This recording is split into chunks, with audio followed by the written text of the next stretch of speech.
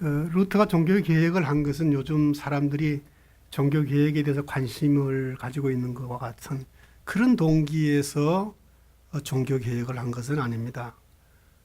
종교 개혁을 하려고 마음에 작정한 것도 아니고, 다만 그가 신학교에서 가르치면서 자기가 공부하면서 하나님의 말씀에 대해서 깨달은 것에 대해서 이 교회가 하는 일을 볼 때 도무지 이것은 성경 말씀과 맞지 않다 이렇게 생각을 해서 그에 대하여 뭐라고 할까요? 그 하나님을 믿는 믿음 안에서 그의 영적 생명이 살아있기 때문에, 영적 생명이라는 것은 하나님에 대하여 생각하는 것이거든요. 자기의 욕망과 자기에 대하여 자기의 어떤 그 이익에 관계되는 일에 대해서 관심을 가지고 생각하는 것은 그 영적으로 죽은 그런 현상이고, 우리의 모든 관심이 비록 그것이 우리의 삶의 구체적인 일이라고 할지라도 하나님께 대하여 그것을 판단하고 또 선택하고 그렇게 되면 그게 살아있는 것입니다. 따라서 루터가 하나님의 말씀에 비추어 그 당시 교회들이 하고 있는 일을 생각할 때 이건 하나님의 말씀과는 다르다라는 것 때문에 그 자신의 양심이 도무지 그 용납할 수가 없어서 이거 아니다라고 생각한 것을 그 95가지의 조목으로 비텐베르크 대학 성당 정문에 게시했던 것이 종교개혁의 시발점이 된 것입니다. 그전에도 면죄부에 대해서 이것이 비성경적이라고 얘기했던 사람들은 많이 있습니다. 많이 있었지만은 우리가 잘 알듯이 중세라는 시대는 사람들에게 모든 지식의 문이 닫혀 있었습니다. 특히 하나님의 말씀이 그 시대까지 다 헬라어와 또 라틴어로 기록되어 있었기 때문에 일반인들이 읽을 수도 없었고, 혹시 또 라틴어를 할 수 있어가지고 성경을 읽을 수 있다고 할지라도 일반인들이 성경을 읽는 것 자체가 불법이었고, 성경을 소유했다는 사실만으로도 사형에 해당하는 아주 무서운 그런 시대였기 때문에 이 사람들은 성경에 대해서 알지 못했고, 앞에 있는 사제들이 뭐라고 얘기를 해도 그런 줄 아는 것이지 하나님의 뜻이 무엇이다는 그런 분별력을 갖지 못했습니다. 그런 시대에 루터가 종교 개혁을 한 것은 그야말로 인권이 유린되고 하나님의 말씀이 가려져 있고 또 신앙의 자유도 억압당하는 그런 상황 가운데서 루터가 종교 개혁을 함으로써 그 구교회가 사람들에게 그 누구도 감당할 수 없는 엄청난 양의 그런 그 의무를 부과했습니다. 수많은 성일과 또 수많은 어떤 그 절기들을 지키는 것. 심지어는 1년이 365일인데 그런 걸 다 지키려면 그 날짜 가지고도 모자랄 만큼. 그러니까 교회가 요구하는 대로 다 지키려고 하면 일상의 삶이 불가능한 그런 상황이었습니다. 그래서 종교개혁이라는 것이 단순히 믿음으로 구원 얻는다는 교리만을 우리에게 일깨워 준 것이 아니고, 오늘날의 자본주의와 오늘날의 민주주의와 오늘날의 모든 현대 문명과 과학까지도 종교개혁의 부가적인 하나의 하나님이 주신恩宠이다. 우리가 그렇게 생각을 해야 됩니다. 우리가 미국에 와 살고 있지만은 흑인들의 노예 해방까지도 우리가 그 혜택을 입고 있고, 그것까지도 종교개혁이 아니었으면 불가능했다. 우리가 그렇게 볼 수 있죠. 그런 의미에서 또 계절도 또 이 종교개혁을 기념하는 주일이고, 또 이 목사님은 또 꼭 이때 이렇게 선교를 가시고, 저는 또 이 목사님이 저보고 또 이렇게 설교를 하라고 해서 이렇게 설교를 합니다만, 종교개혁하고 조금 겹칩니다. 겹쳐서 또 비껴갈 수 없이 그에 관계된 말씀을 또 얘기하지 않을 수 없습니다. 오늘 읽어드린 그 본문의 로마 말씀은 로마서 전체를 볼 때에 1장에서 11장까지는 그 내용적으로 교리적인 내용으로 이렇게 되어 있습니다. 우리가 믿는 내용이 그 어떤 것이냐에 대하여 이렇게 쭉 얘기를 해놓았고, 12장부터는 그것을 토대로 해서 실천적인 부분에 대해서 이제 가르치기 시작합니다. 뭐 이 정도는 여러분들이 이미 다 알고 계실 것입니다. 그리고 실제적 신앙생활에 대한 교훈에서 바로 오늘 본문에 있는 그 핵심적인 제가 전하려고 하는 말씀 가운데 너희 몸을 하나님이 기뻐하시는 거룩한 산제물로 드려라. 아주 당연한 그런 말씀인데 이 말씀이 그 당연한 말씀이지만은 이렇게 주어지기까지의 그 시대적인 그 또 상황적인 형편이 있습니다. 첫째는 그 이 말씀은 역시 구약의 제사 제도를 배경으로 하는 그런 말씀이죠. 여기 보면 산제물이라고 말했던 것은 제물을 하나님 앞에 드릴 때에 구약 그 제사 제도에서 짐승을 죽여 제사를 드렸던 그런 시대적 배경에서 산제물.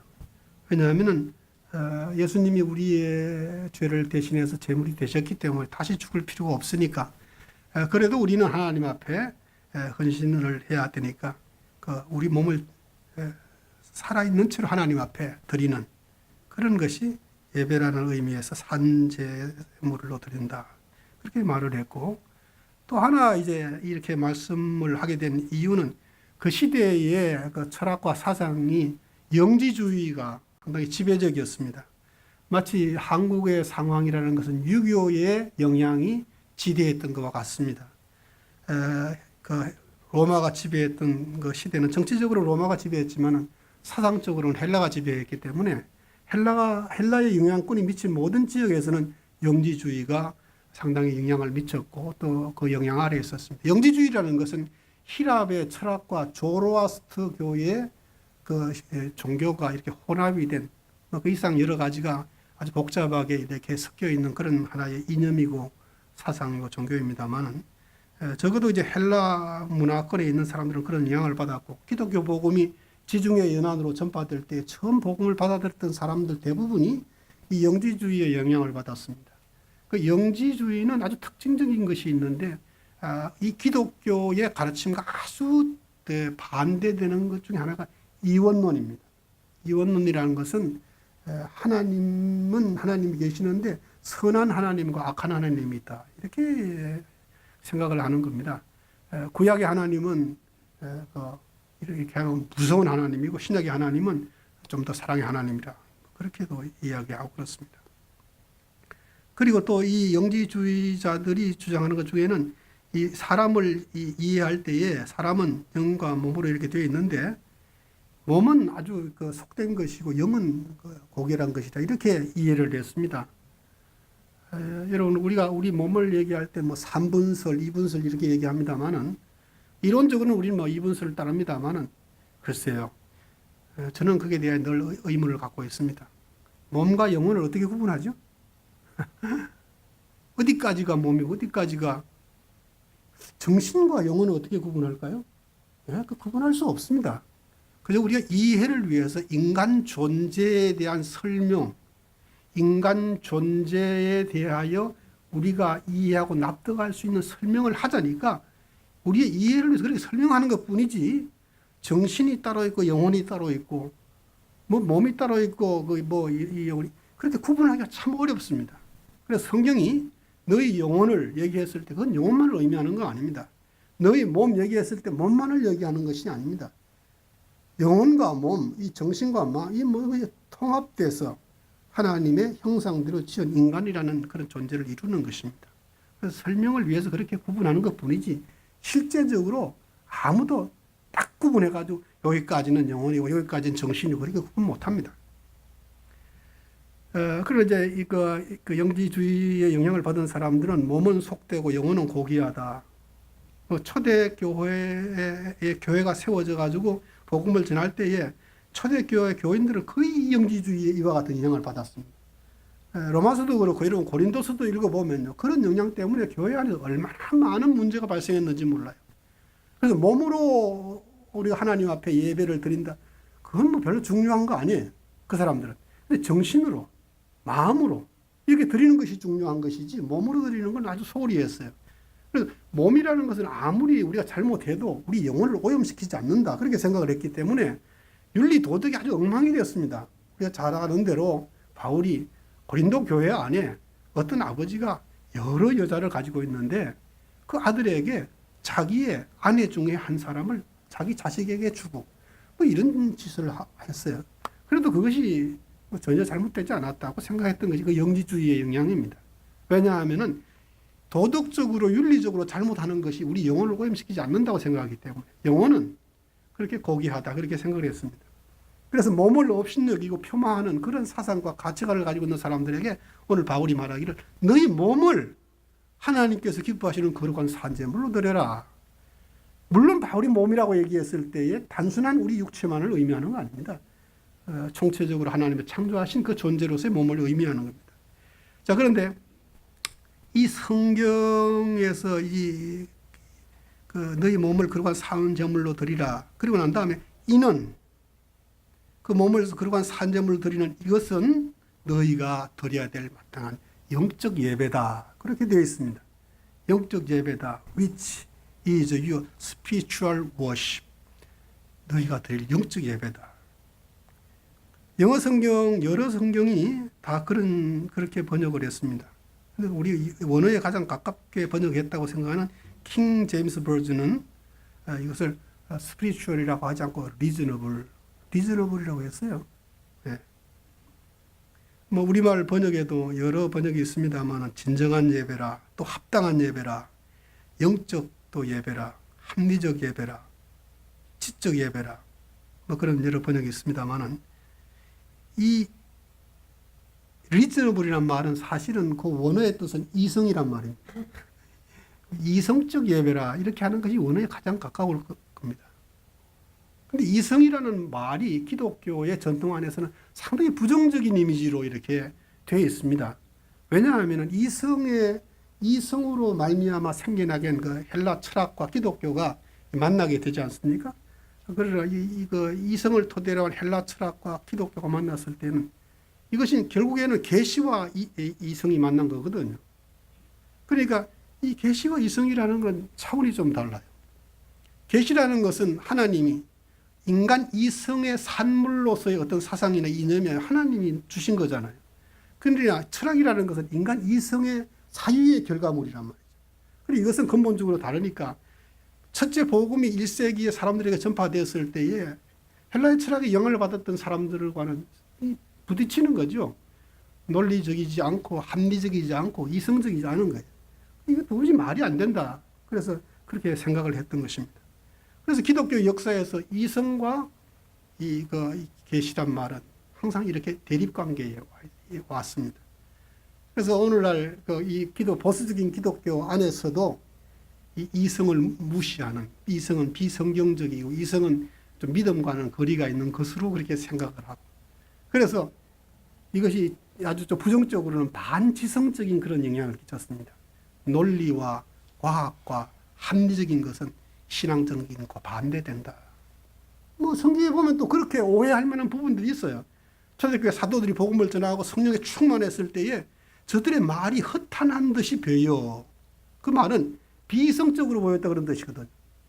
그러나 그 말을 엄밀하게 따져보면은 정말 성령 충만했던 사도들과 초대교회 성도들이 정말 비이성적으로 행동했다는 뜻은 아닙니다.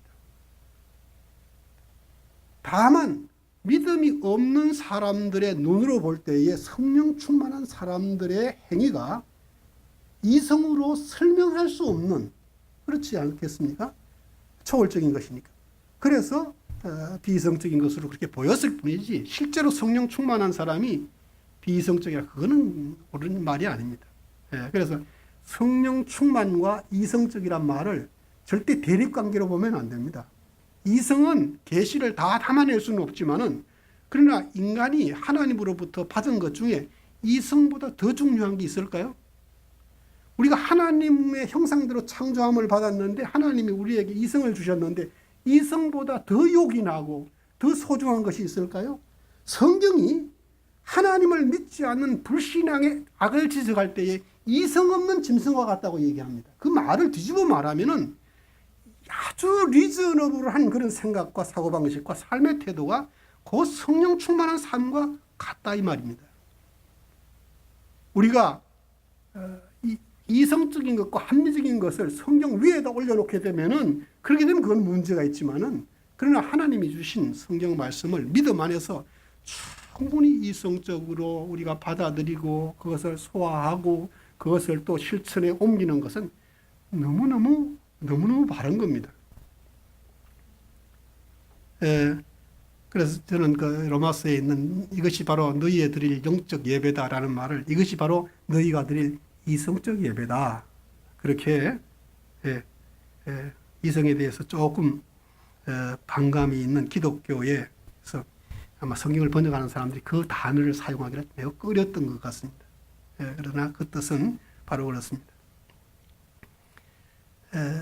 그 영적이라는 말을 그 헬라 말로 그 푸뉴마라 그렇게 말합니다. 근데 이것이 너희들 영적 예배라고 했을 때에 이 단어는 로기코스 완전히 그 성령이라는 말과는 다르죠. 그래서 우리는 이 이성적이라는 것을 성령과 반대 개념으로 오해하지 않았으면 좋겠습니다. 이것은 우리가 신앙생활하는데 굉장히 중요한 하나의 개념입니다. 성령 충만한 사람은 이성적이 되면 안 된다. 조금만 이렇게 합리적으로 말하면 아주 드라이한 것으로 생각하고 인간적인 것으로 생각하고 하는 것은 잘못된 것입니다. 이런 맥락에서 오늘 본문을 정직하게 번역할 때에 이성적 예배다. 베드로후서 2장 12절에 조금 전에 말씀드렸듯이 범죄하는 사람들에 대하여 말할 때에 이 사람들은 본래 잡혀 죽기 위하여 난 이성 없는 짐승 같다. 그렇게 말씀했고 유다서 1장 10절에도 이 사람들은 무엇이든지 그 알지 못하는 것을 비방하는도다. 그들은 이성 없는 짐승같이 본성으로 아는 그것으로 멸망한다. 이성 없는 그건 바로 하나님을 거역하는. 우리는 좀 반대잖아요. 너무 이성적이면 또 하나님을 거역하는 걸로 생각하는데 이성이 없어서 하나님을 거역하는 그렇게 특징 지어지는. 이성이 하나님의 형상의 한 부분이라면은 이성적인 사람이야말로 바로 영적인 사람이다. 그렇게도 말할 수 있겠습니다. 이성이 바로 이성과 성령 충만한 이퀄이다. 그런 뜻은 아닙니다. 요한복음 4장 23절에 아버지께 참되게 예배하는 자들은 영과 진리로 예배할 때가 오나니 라고 했을 때에 여기서 영과 진리는 이 영은 푸뉴마입니다. 그것은 바로 이제 성령을 의미하는 것입니다. 자, 그러나 이제 오늘 본문에서 얘기하는 그 이성이란 말은 성경 전체를 우리가 아주 조심해서 살펴보면은 얼마나 하나님이 주신 일반 은총과 질서를 중요하게 이야기하고 있는지 모릅니다. 이제 사람들이 지나치게 보수적이 되고 지나치게 철저하게 하려고 하는 것은 참 어떤 면에서는 참 좋은 면이 있지만 또 위험한 면도 있습니다. 청교도들이 바로 그런데 너무 철저하게 하려고 그러다가 도가 넘어버렸어요. 네. 바로 그게 이제 인본주의입니다. 철저하게 하다가 도가 넘어가서 인본주의가 됩니다. 여러분 칼을 갈아보셨나요? 제가 어릴 때 시골에서 자랐기 때문에 셰프라기에서 낫을 이렇게 많이 갈고 어머니가 부엌칼도 갈아달라고 하면 부엌칼도 갈고 가위도 갈고 면도칼도 갈고 뭐 칼을 다 갈아봤습니다. 칼을 갈 때 중요한 건 날을 세우는 겁니다. 칼이 날이 서면은 위에서 내려다볼 때 날이 보이지 않아야 날이 선 겁니다. 하얗게 보이는 것은 날이 서지 않은 것입니다. 보이지 않을 때 갈아야 됩니다. 그래도 확인이 안 되면 머리카락 이렇게 대고 이렇게 쓸어내려 보면은 날이 선 칼은 딱 걸립니다. 물려요. 미끄러지는 건 덜 갈린 겁니다. 근데 이게 너무 많이 갈아버리면요, 날이 끝이 넘어가가지고 안 간 것만 못합니다. 아주 잘 가려고 하다가 날이 넘는 경우가 있습니다. 우리 신앙생활도 그렇습니다. 철저하게 하려고 하다가 날이 넘어버리면요, 그 인본주의가 됩니다. 청교도들이 철저하게 하려고 하다가 뉴 잉글랜드 지방에서 말이죠, 일반인들에게 선거권을 제약했어요. 일반인들에게는 투표권을 주지 말자. 세례받지 않은 사람들에게 투표권을 주면 안 된다. 그렇게까지 했어요. 그 하나님이 기뻐하실까? 칼빈주의 사상 가운데 아주 중요한 사상이 있는데 영역주권이라는 것이 있습니다. 영역주권. 교회는 교회가 지켜야 될 그런 룰이 있고 교회를 통치하시는 하나님의 법이 있습니다. 국가는 국가의 법이 있습니다. 국가는 성경과 동일한 법이나 성경이 가르치는 그런 법은 아닙니다. 아니지만은 그 국가를 하나님이 통치하십니다. 교회가 가지고 있는 원리와는 좀 다른 원리를 가지고 국가를 통치하십니다. 문화, 경제 마찬가지입니다. 그 나름대로의 영역에 하나님이 통치하는 방법과 원리가 있습니다. 우리는 그런 것을 존중할 줄 알아야 됩니다. 유대인들은 율법을 철저하게 지키려고 하다가 하나님보다 더 철저한 사람들이 되어버렸어요. 이걸 율법주의라고 합니다. 하나님이 명하지 않은 것까지 사람들에게 자꾸 하라고 그러는 거예요. 얼마나 율법 이외의 규정들이 많았는지, 자기도 감당하지 못하고 다른 사람도 감당할 수 없는 의무들을 사람들에게 지웠습니다. 그 중세 교회가 그랬고 오늘날 현대 교회도 그래요. 제가 좀 심한 말로 이러려고 종국교회 개혁했나.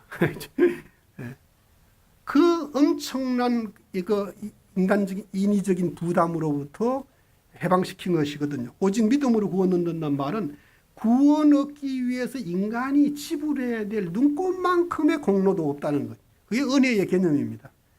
믿음이란 말은 그 의미를 제대로 이해하려고 하면 행위와 반대 의미로 이해하면 됩니다. 행위에 의한 것이 아니다. 믿음으로 구원 얻는다라는 사실을 종교개혁이 우리에게 일깨워줬습니다. 진리를 알지니 진리가 너희를 자유케 하리라는 주님의 말씀을 많은 세월 동안의 사람들은 깨닫지 못했는데 종교개혁을 통해서 그걸 깨달은 거죠. 진리가 너희를 자유케 한다. 모든 의무와 모든 어떤 참 뭐를 해야만 된다는 그런 강박관념으로부터 우리를 해방시켜 주었습니다. 그 자유를 종교개혁자들이 우리에게 일깨워 주었는데 하나님이 일깨워 주신 거죠. 그들을 통해서. 우리가 누릴 줄 알아야 됩니다. 아직도 무엇을 해야 되는 것으로, 무엇을 해야만 구원을 얻는 것으로. 자, 우리가 행위를 강조할 때는 그런 차원에서 강조하는 것이 아닙니다. 우리에게 구원을 주시고 은혜를 주시고 하늘도 하나님의 것이고 땅도 하나님의 것이고 그 가운데 충만한 모든 것이 하나님이 창조하셨는데 왜 창조했을까요? 인간에게 주기 위해서. 인간에게 선물로 주시기 위해 창조했어요. 그런데 그 인간을 창조하신 하나님의 목적은 하나님의 영광을 위해 살도록 하셨어요. 여러분 이해가 되시죠? 천지 만물을 창조하신 것은 인간에게 주기 위해서. 그 모든 것을 누릴 수 있는 권한을 인간에게 주시고 너는 날 위해 살아라. 그렇게 요구하시는 것입니다. 이러한 이해의 토대에서 우리가 어느 분야에서 어떤 일을 하든지 우리가 생각하고 정말 하나님이 이 분야에서 나를 여기에 두신 것은 어떻게 하나님의 뜻을 실현하도록 하시는 것인가에 대하여 우리가 이해해야 할 것입니다. 불필요하게 너무 인간적으로 하나님보다 더 의롭고 하나님보다 더 철저하고 하나님보다 더 너그러운 것처럼 하는 것은 특별히 보수주의자들과 경건주의자들의 큰 아주 위험한 약점입니다.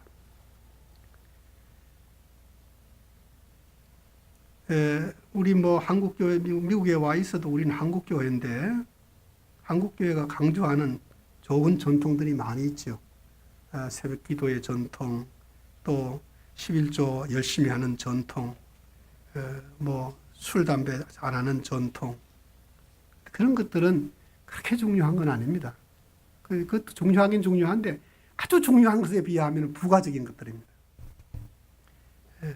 성경에 그렇게 얘기했어요. 마태복음 3장 23절에 화 있을진저 외식하는 서기관들과 바리새인들이여 너희가 박하와 회향과 건채의 11조는 들이되 율법에 더 중요한 바 정의와 긍휼과 믿음은 버렸도다. 더 중요한 것이 뭘까? 여러분 영적 생명이 뭐라고? 영적 생명이 뭐라고요? 하나님에 대하여 살아있는 겁니다. 하나님에 대해 우리의 의식이 이성이 살아있는 거예요. 하나님이 어떻게 생각하실까? 예수님이 당신 자신을 가리켜서 나는 선한 목자라 그랬는데 같은 장에서 뭐라고 말씀하시는 나는 문이다 그렇게 말씀하셨어요. 문의 역할이라는 건 열고 들어가고 나가고 하는 것인데 어떤 문 밖과 안을 구분하기 위해서 문이라고 말씀하신 그런 의미도 있습니다만 더 중요한 것은 내가 문인데 들어가며 나오며 꼴을 얻는다. 뭘까요? 예수님을 통해서 모든 것을 이해하는 겁니다. 예수님을 통해서 이해하지 않으면 그것은 강도요 절도라고 그랬습니다. 문으로 통하지 않고 담을 넘어가는 사람은 강도요 절도다. 하나님이 창조하신 천지 만상과 수많은 과학적인 물리적인 원리들을 이해함에 있어서 예수님을 통하지 않고 하는 것은 그건 잘못된 거다, 그런 뜻입니다. 네. 남편을 대할 때 예수님을 통해서 보는 거고, 아내를 볼 때 예수님을 통해서 보는 거고, 우리가 서로를 볼 때 그렇게 보는 거예요. 옆에 앉아있는 사람이 하나님이 나에게 주신 은혜인 것이고, 내가 누리고 있는 물리적인 모든 환경이 하나님께서 나를 위해서 만드시고 거기다 놓으신 거예요. 이것이 예수님을 문으로 생각하고 그 문으로 통과해서 들어가고 나가고, 어떤 경계선이라기보다는 그 예수님을 통해서 모든 사람과 모든 사물을 이해하는 겁니다. 이게 하나님의 관점입니다. 모든 것이 은혜요, 모든 것이 하나님의 사랑인 것입니다. 그 하나님의 사랑이 미치지 않는 것이 없고, 그 같은 하나님의 손길이 미치지 않는 것이 없는 거예요.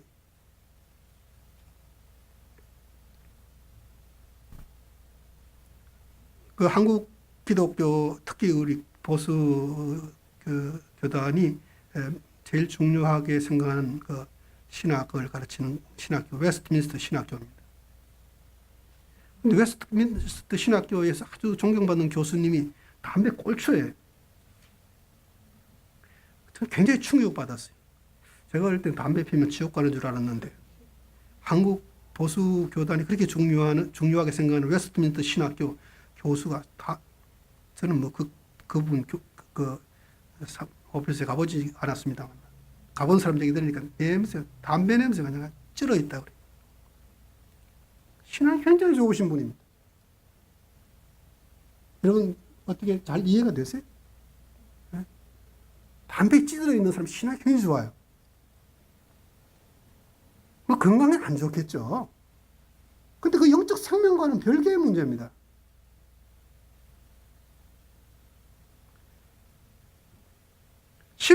대한민국 교인들처럼 잘하는 사람들은 없어요. 그런데요, 미국 교인들, 저는 미국 교회를 빌려 쓰고 있습니다만, 이 사람들 헌금할 때 1불짜리 참 이렇게. 그런데요, 그 사람들은 죽으면 재산을 참 교회에다가 이렇게 도네이션 하는 교인들이 많더라고요. 한국 교인들 중에 11조는 열심히 하지만 그렇게 하는 교인들은 별로 못 봤어요. 어떤 나라의 어떤 사람들의 전통이 절대적인 거 아닙니다. 네, 절대적인 거 아니에요. 우리가 진정성과 열정적인 것도 좋지만은, 우리가 참 어떤 면에서는 더 중요한 것이 무엇인가? 영적으로 살아있는 것입니다. 우리 의식이, 우리 이성이, 하나님이 주신 그 이성이죠. 참 좋은 기능입니다. 우리의 인간됨의 정체성을 보증해 주는 것이 이성입니다. 우리가 하나님의 창조물이라는 사실을 확정해 주는 것이 그 이성이란, 짐승과 다른 부분입니다. 생각할 줄 알고, 판단할 줄 알고, 그 이성을 가지고 우리는 우리를 컨트롤하는 거예요. 짐승은 음식을 먹어도 이성으로 컨트롤 안 합니다. 본능에서 컨트롤이 돼요. 본능에서 컨트롤이 돼요. 사람은요, 본능이 안 됩니다. 이성으로 컨트롤해야 돼요. 땡기는 대로 먹으면 배탈 납니다. 먹고 싶은 거 먹으면 콜레스테롤 높아서 고혈압 걸립니다. 이성으로 컨트롤해야 됩니다. 하나님이 그걸 우리에게 주셨어요. 우리의 신앙생활도 그렇습니다. 하나님이 우리에게 주신 것 중에 좋은 것이 너무 많습니다. 감정도 있고, 감정이 좋은 것이죠. 감정이 없으면 그 무슨 인간이라고 할 수 있나요? 그런데요, 그 감정이 이성에 의해서 컨트롤돼야 됩니다. 감정이 우리를 이끌어야 됩니다. 너희 몸을 하나님께서 기뻐하시는 거룩한 산제사로 드리라. 이는 너희가 늘 영적 예배니라. 영적이란 말, 요즘 그 교회에서 많이 사용합니다. 원래 전통교회에서는 영성이란 말은 별로 사용하지 않았습니다. 요즘 교회에서 자꾸 영성이란 말을 사용하는데 참 불편해요. 왜냐하면 영성이란 말은요, 모든 이교도들도 다 사용합니다. 이방 종교에서도 참 영성이란 말을 사용해요. 그걸 굳이 기독교가 사용할 이유가 어디 있어요? 우리 전통교회는 경건이란 말을 사용했습니다. 경건. 우리 종교교역자들과 전통적인 교회에서는 영성이란 말 대신에 경건이라는 용어를 사용했습니다.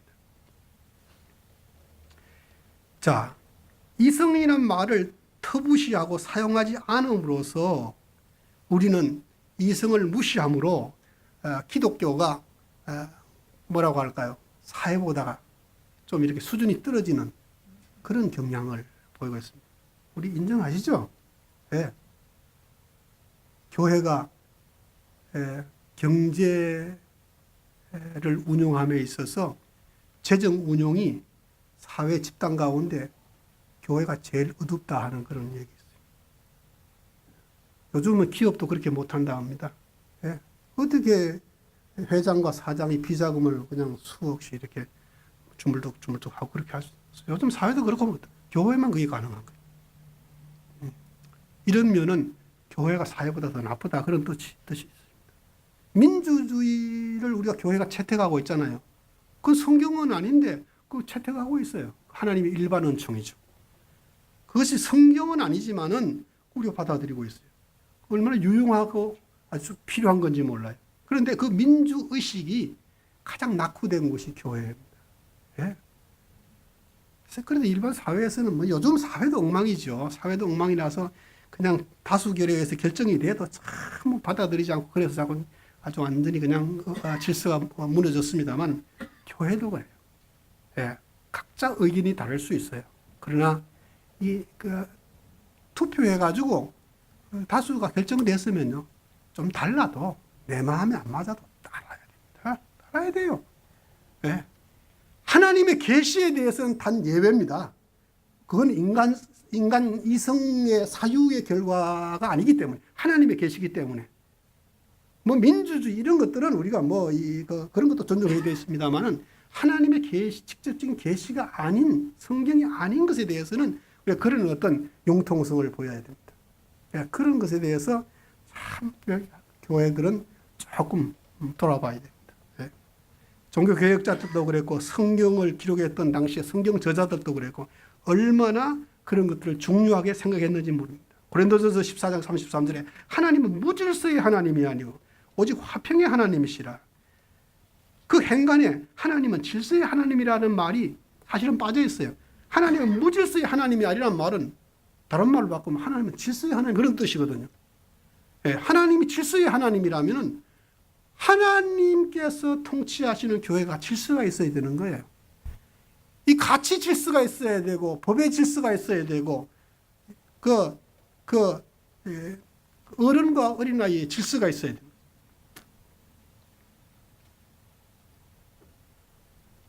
고린도전서 14장 40절에 모든 것을 품위 있게 하고 질서 있게 하라.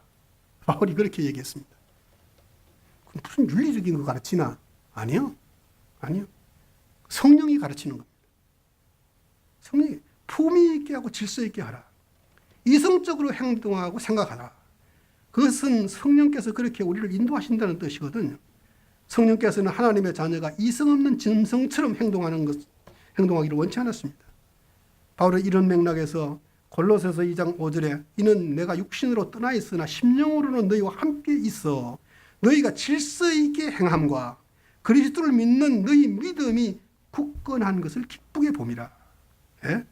데살로니가후서 3장 7절 이하에도 어떻게 우리를 본받아야 할지를 너희가 스스로 아나니 우리가 너희 가운데에서 무질서하게 행하지 아니하며 누구에게 쓰든지 음식을 값없이 먹지 아니하고 오직 수고하고 애써 주야로 일함은 너희 아무에게도 폐를 끼치지 아니하려 함이니 우리에게 권리가 없는 것이 아니요 오직 스스로 너희에게 본을 보여 우리를 본받게 하려 함이라. 우리가 너희와 함께 있을 때에도 너희에게 명하기를 누구든지 일하기 싫어하거든 먹지도 말게 하라 하였더니 우리가 들은즉 너희 가운데 게으르게 행하여 도무지 일하지 아니하고 일을 만들기만 하는 자리 있다 하니 이런 자들에게 우리가 명하고 주 예수 그리스도 안에서 권하기를 조용히 일하여 자기 양식을 먹더라. 얼마나 합리적인 교훈인지 몰라요. 얼마나 이성적인 교훈인지 몰라요. 믿으면 돼. 그렇게 주먹구구식으로 가르치지 않고 무대뽀로 가르치지 않았어. 품위 있게 질서 있게 이성적으로 책임 있는 행동을 하라는 거예요. 책임 있는. 가장은 가장으로서 책임 있게 행동해야 되고 주부는 주부로서 책임 있게 행동해야 되고, 목사는 목사로서, 장로는 장로로서 직분을 쫓아서 자기 포지션에 따라서, 역할에 따라서 품위 있게 책임성 있게 행동하라. 하나님은 무질서의 하나님이 아니라. 고린도 교회의 무질서함을 바울이 책망했을 때도 바로 이런 원리에 의해서 그런 것입니다. 이것이 바로 이성적 예배의 토대입니다. 감정을 고조시키는 것은 아주 이교적인 것입니다. 예? 교회가 왜 그렇게 됐는지 몰라요. 제가 그 청소년 때 교회 와서는요, 교회 오면은 공부해요, 공부. 여러분, 어르신들은 다 아시지만은 옛날 우리 한국 초대교회는 예배 시간에 가면 찬양 부르고 그런 거 없어요. 작년 성경 공부반이 있어가지고 장로님들이 선생님이 돼가지고 전 분반해가지고 작년 성경 공부 딱 나눠서 공부합니다. 공부 끝나고 예배 드립니다. 주일학교도 그렇죠. 주일학교도 분반 내서 공부하고 작년들도 전부 분반해가지고 공부합니다. 젊었을 때 전부 가가 그때 벌써 칼빈의 5대 그 교리 그 공부하고 교리 그렇게 공부했어요. 신학교 가니까 교회에서 다 배운 거네 그랬어요. 늦게 예수 믿고 신학교 온 친구들은 막 그거 보고 야, 뭐 새로운 것 그렇다. 우리는 주일학교 다 배웠는데 요즘은 젊은 아이들이 교회 오면 노래만 해요. 노래만. 2시간 또 3시간 또 노래만 해요. 공부를 안 해. 성경을 안 가. 그런 사람이 어떻게 지도자 될 수 있어요? 예?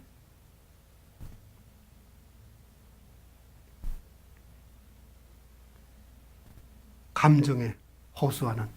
예?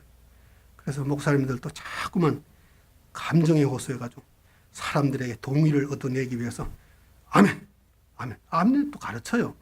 그 가르쳐서 될 일이에요. 속에서 아멘 이렇게 나와야지. 아멘 따라하라 그러고. 왜 이렇게 됐는지 모르겠어요. 예, 꼭 아멘 해야 될 때, 꼭 아멘 해야 될 때, 그런 데는 아멘 속으로 해도 돼요. 그냥 두하게 있는 것도 안 좋죠. 정말 하나님의 말씀이 싶은데 아멘 그렇게 돼야지. 시켜가지고 자꾸 또 노래 부른다. 손 들고 또 노래하라고. 일어서서 하라 그러고. 왜 그러는지 모르겠어요. 감정에 호소하는 거잖아요. 감정. 바울은 이제 구체적으로 말하기를 이 시대를 본받지 말라. 어떻게 안 본받아요? 안 본받을 수 있는 방법이 뭐예요? 이성적으로 판단해야 되는 거예요.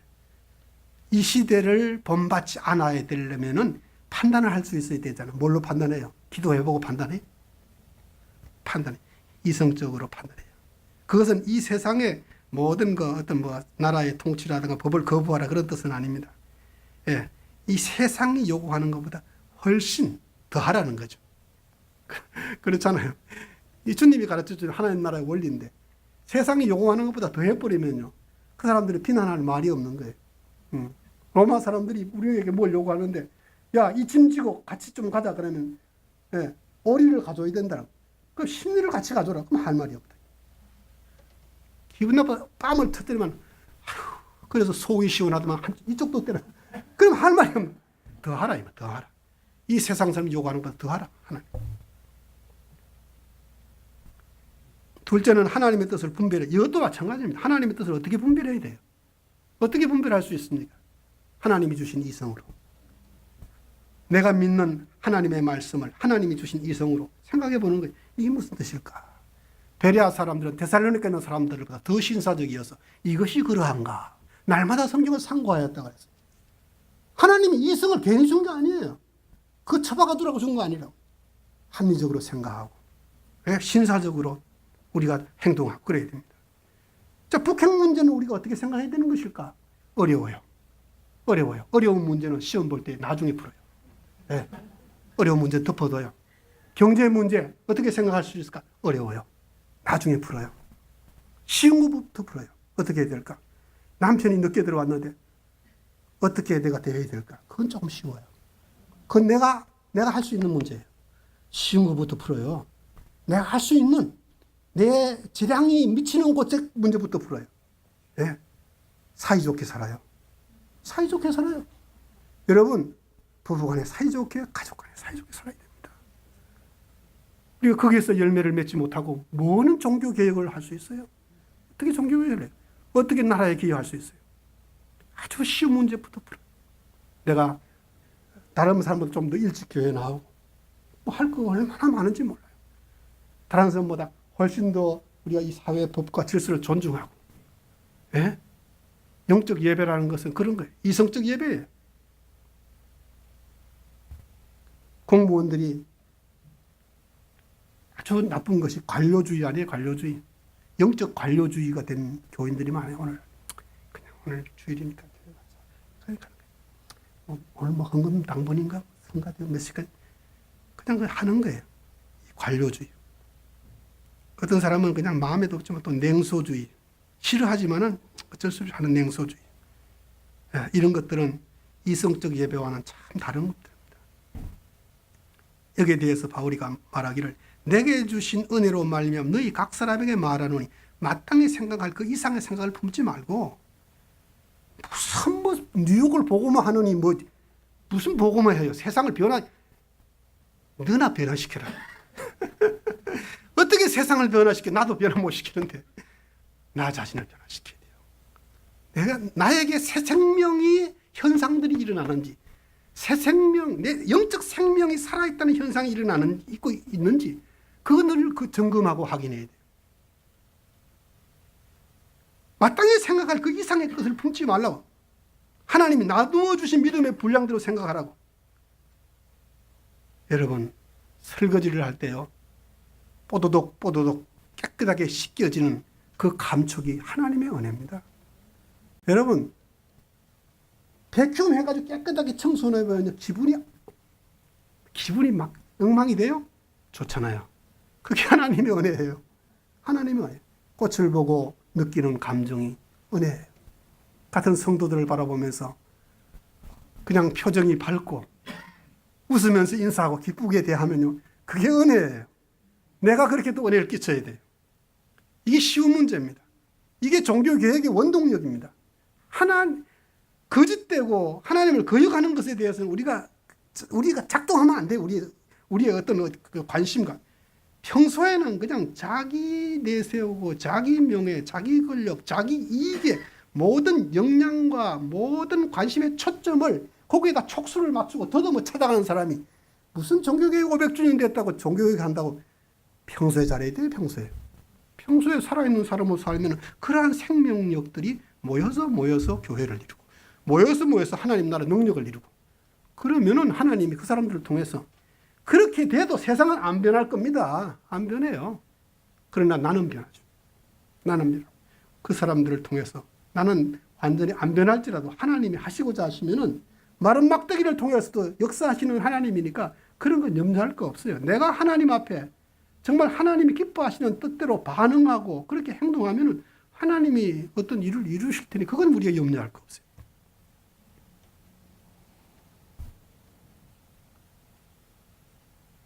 성경에 보면은 우리가 한 몸에 많은 지체를 가졌으나 모든 지체가 같은 기능을 가진 것이 아니다. 예. 왜 그렇게 교회 안에 경쟁이 많은지. 경쟁이 많아. 예. 제일 못 견디는 게 뭐예요? 반기문 씨가 유엔 사무총장 됐다 그러는 거, 아이고 잘 됐다 한국 사람이. 그런데요, 내 친구가 유엔 사무총장 되면 속이 뒤집어져. 가까운 사람 잘 되는 걸 못 보는 것이 우리의 아주 타락된 본성이에요. 우리 지체된 사람은 그러면 안 돼요. 예. 우리 지체. 성경은 이 교회를 가르쳐 우리 지체로 비유해요. 이런 것들은 우리 어떤 명령에 의해서가 아니라 하나님이 본래 우리를 창조하신 그 원리에 의해서, 창조의 원리에 의해서 서로 돌아보게 돼 있어요. 예. 가인이 아벨을 죽이고 하나님께서 가인아 아벨이 어디 있냐 그러니까 내가 아벨 지키는 사람입니까? 그래 이놈아 내가 너를 지키라고 너를 지었지. 그랬는데 내가 아벨 지키는 사람이 여러분 우리는 지키는 사람. 아내를 지키고 남편을 지키고 형제를 지키고 부모를 지키고 이웃을 지키고 같은 교우들을 지키고 다른 사람을 지키는 사람들이 그게 하나님의 창조의 목적입니다. 그게 지체의 의무예요. 예, 여기 조금만 아파도 자꾸 이쪽 손이 가요. 누가 시키지도 않아. 이렇게. 누가 시키지도 않아요. 그렇게 우리는 유기적이에요. 예, 교회는 그래야 됩니다. 가정이 그래야 됩니다. 주일 아침에 뭐 빨리 준비 안 하고 어쩌고저쩌고 그래 싸우고 그냥 서로 막 얼굴이 부르륵해가지고 교회 나오면 참 그런 문제를 해결해야 됩니다. 쉬운 문제 할 수 있는 거 어려운 거 여러분들에게 요구하지 않습니다. 성경은. 뭐 나가서 뭐 종교개혁을 이루어라 뉴욕을 보고 그런 거 안 하고 여러분의 가정에서 정말 하나님의 나라의 능력과 선한 영향력을 몸에 담고 기쁜 마음으로 교회 나가고 사람들을 대하고 그래서 교회가 은혜스럽고 그 모임이 그리스도의 몸으로 든든히 세워져 가고 그게 힘인 거예요. 그것은 세상이 줄 수 없는 힘이에요. 세상이 감당할 수 없는 힘입니다. 로마를 기독교 국가로 만든 힘이 바로 그겁니다. 어떤 조직력과 어떤 세미나와 학술 발표를 통해서 그렇게 된 거 아닙니다. 네, 된 거 아닙니다. 마땅히 생각할 그 이상의 것을 품지 말라. 여러분 우리의 삶이 은사입니다. 하나님의 은사입니다. 은사라는 것은 반드시 하나님이 그 은사를 주신 목적과 그 존재에 그 은사를 주신 목적이 있습니다. 그걸 우리가 잘 맞추어서 활용해야 됩니다. 여러분 자원봉사해 보셨나요? 자원봉사는요 왜 기분이 좋은가 하면 돈을 안 받기 때문에 기분이죠. 돈을 안 받기 때문에. 네. 우리가 서로를 돌보는 일에 이 지체들은 서로를 돌보고 보상을 안 받습니다. 네. 보상을 안 받아요. 내가 이게 좀 이쪽 다리 좀 해줬으니까 그런 말 없어요. 예, 유기적인 하나님의 교회는 그런 것입니다. 보상을 받지 않고 하기 때문에. 보상을 기대하지 않기 때문에. 여러분, 누가 알아주지 않아도 여러분, 사랑은 그 자체가 목적이기 때문에 사랑을 행함으로써 기대했던 목적이 기대했던 것이 나에게 돌아오지 않는다고 할지라도 실망할 필요 없습니다. 예, 사랑은 너무 고귀해서 수단화하면 안 됩니다. 그 자체가 목적입니다. 사랑 안에 있는 헌신과 봉사가 다 마찬가지입니다. 그 자체로 목적입니다. 그걸 함으로써 무시를 당해도 좋고 욕을 먹어도 좋고 그 사랑 자체가 목적이니까 더 이상을 우리가 기대하지 않는 것. 이것이 그리스도의 몸을 든든하게 세우는 이유입니다. 너희 몸을 하나님이 기뻐하시는 거룩한 산제물로 드리라. 이것이 너희에 드릴 이성적 예배니라. 네, 이 말씀 여러분 생활 가운데 깊이 묵상하시고 우리의 삶을 종교개혁 500주년 맞이해서 우리 자신을 한번 기억해 나가 보십시다. 그러면요 소망이 있지 않겠습니까? 기도하십시다. 살아계신 하나님 아버지 은혜 감사합니다. 부족한 종이 깨달은 만큼 아버지 하나 전했습니다. 성령께서 더 깊이 일깨워 주시고 가르쳐 주셔서 참 하나님께서 우리에게 바라시는 바가 뭔지 깨닫게 하시고 또 그대로 행하게 하시고 그 열매를 인하여 하나님 앞에 영광을 돌리게 하시고 그 열매로 인하여 행복하게 살아갈 수 있는 우리 성실 장로교회 온 성도들 다 되게 하여 주시옵소서. 예수님의 이름으로 기도 올리옵나이다. 아멘.